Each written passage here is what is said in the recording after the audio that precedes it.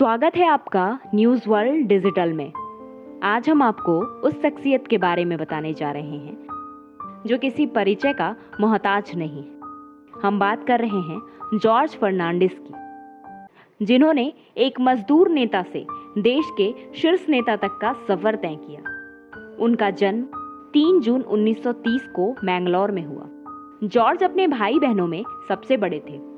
उन्होंने अपनी शुरुआती पढ़ाई मैंगलोर में की। जॉर्ज हिंदी, अंग्रेजी, तमिल समेत 10 भाषाओं के जानकार थे। घर की परंपरा के अनुसार उन्हें 16 वर्ष की उम्र में बैंगलोर के सेंट पीटर सेमिनरी में धार्मिक शिक्षा के लिए भेज दिया गया।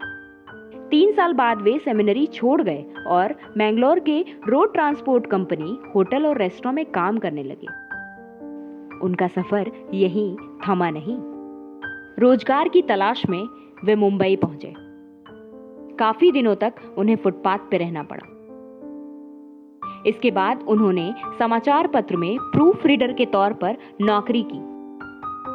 1950 में जॉर्ज की मुलाकात राम मनोहर लोहिया से हुई और फिर जॉर्ज सोशलिस्टिक ट्रेड यूनियन में शामिल हो गए।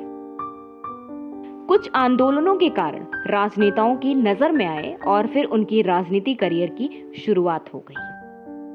1967 से लेकर 2004 तक वे लोकसभा के सदस्य रहे। इस बीच वे केंद्रीय मंत्रिमंडल में रक्षा मंत्री, संचार मंत्री, उद्योग मंत्री, रेल मंत्री का पद भी संभाला। 1974 में उन्होंने भारतीय रेलवे के खिलाफ आंदोलन किया और साथ ही साथ 1975 में लागू किए गए आपातकाल का विरोध भी किया, जिसको लेकर 10 जून 1976 में उन्हें कलकत्ता से गिरफ्तार कर लिया गया। मैंगलोर और मुंबई को जोड़ने के लिए कोकण रेलवे प्रोजेक्ट की शुरुआत भी उन्हीं के कार्यकाल में हुई थी। 1994 में जनता पार्टी छोड़ जॉर्ज ने समता पार्टी का गठन किया।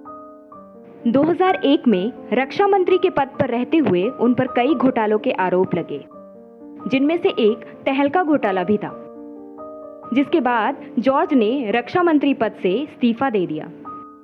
ऑपरेशन विजय, कारगिल युद्ध और पोखरण में परमाणु परीक्षण उन्हीं के कार्यकाल में हुआ। वे 18 बार कश्मीर के सियाचिन गए, जो पूरे विश्व में एक रिकॉर्ड बन गया।